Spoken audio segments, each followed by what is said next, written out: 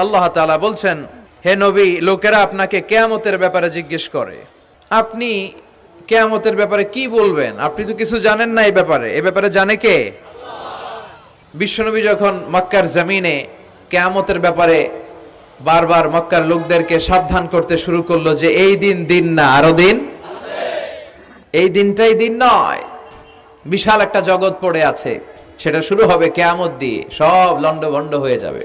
তখন লোকেরা বিশ্বনবীকে জিজ্ঞেস করতে শুরু করলো, মুহাম্মদ সাল্লাল্লাহু, এই যে তুমি কিয়ামতের কথা বলো, এটা কবে হবে? ইয়াসআলুনাকা আনিস সাআতি আইয়ানা মুরসাহা ফীমা আনতা মিন যিকরাহা ইলা রাব্বিকা মুনতাহাহা। সুবহানাল্লাহ পড়েন। ও নবী, লোকেরা আপনারা জিজ্ঞেস করে কিয়ামত কবে হবে, কিন্তু কবে হবে এটা আপনি কেমন করে বলবেন? এটা তো আপনি জানেন না, গোটা বিশ্বের কেউ জানে না, জানে একজন, তিনি কে?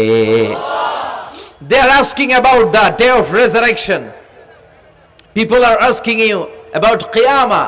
Who are you to talk anything about it? Only Allah has the final word regarding Qiyamah.